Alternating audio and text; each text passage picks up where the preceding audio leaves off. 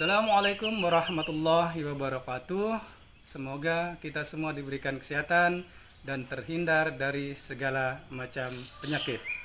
Tujuan saya membuat video ini adalah memberikan informasi kesehatan kepada masyarakat agar mereka bisa mencegah dirinya sendiri dari serangan penyakit.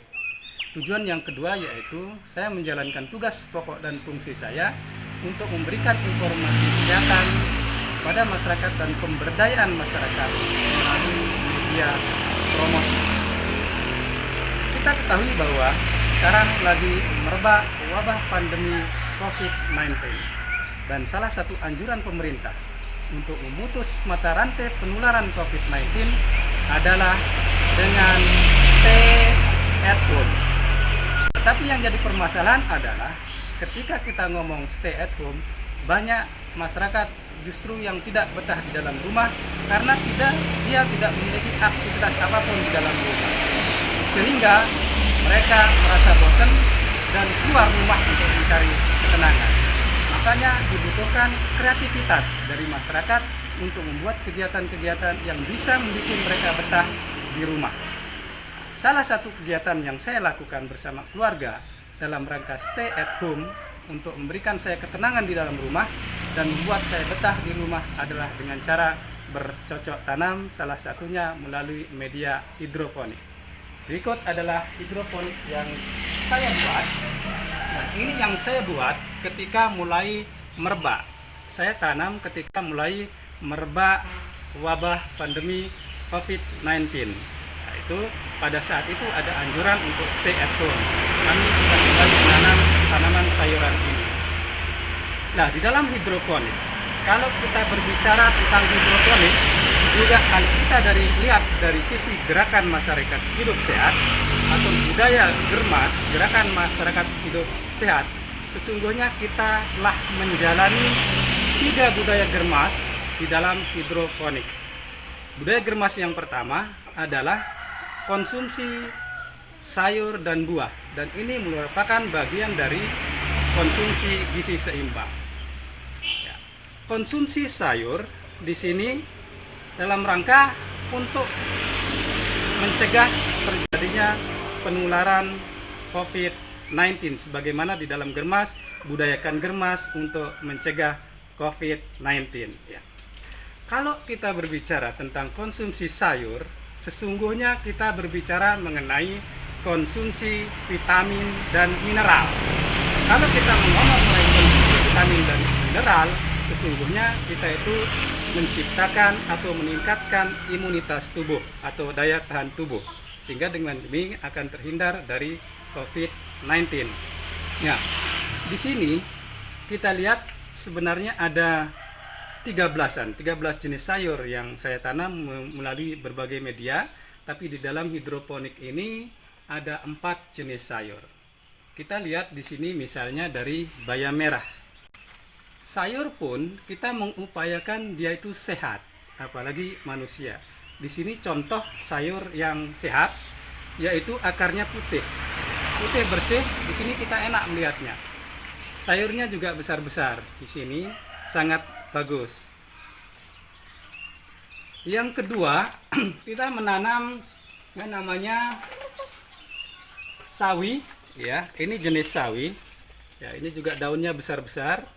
Ini jenis sawi yang disebut dengan sawi bakso. Di sini juga kelihatan akarnya putih bersih. Ini menandakan dia sehat, tidak ada. Yang kedua, budaya germas dalam rangka mencegah terjadinya penyakit COVID-19. Kaitannya dengan hidroponik saya ini adalah dilakukan aktivitas fisik. Di dalam kegiatan hidroponik ini saya telah melakukan aktivitas fisik, yaitu dengan cara mengecek hama-hama yang terjadi pada tumbuhan ini. Kami ngecek keliling, kadang-kadang ke atas, kadang-kadang sampai nunduk, kadang-kadang berdiri, jongkok dan lain sebagainya. Itu adalah bentuk aktivitas fisik di dalam kaitannya dengan hidroponik ini. Yang kedua, aktivitas fisiknya adalah kita harus ngecek keadaan air, nutrisi daripada hidroponik ini, keliling dan lain sebagainya, dan kita mengecek keadaan nutrisinya. Salah satu alat yang kita pakai memang untuk mengecek nutrisi daripada hidroponik ini adalah menggunakan TDS meter, dan kita mengecek pH-nya dengan menggunakan pH meter. Di sini pH yang dibutuhkan sekitar 6 sampai 7, sama dengan pH tubuh manusia, 6 sampai 7. Dan nutrisi, untuk melihat nutrisi yang ada di hidroponik ini, tanaman hidroponik ini adalah dengan TDS meter. Biasanya ini sampai 1200 ppm. Nah, kalau kita berbicara tentang aktivitas fisik, sebenarnya kita dalam rangka untuk meningkatkan daya tahan tubuh. Daya tahan tubuh yang tinggi akan terhindar dari penyakit. Budaya germas yang ketiga adalah hindari stres. Dengan bercocok tanam hidroponik ini, saya merasakan sendiri bahwa ada ketenangan, ada rileks, sehingga dengan adanya ketenangan di dalam tubuh saya, ada di dalam pikiran saya, itu akan meningkatkan kerja saraf parasimpatis kita. Dengan bekerjanya, meningkatnya kerja saraf parasimpatis kita, maka akan meningkatkan daya tahan tubuh kita. Itu kaitannya dengan stres. Tumbuhan pun mengalami stres. Sebagai contoh, di sini ada tanaman tomat yang sempat stres.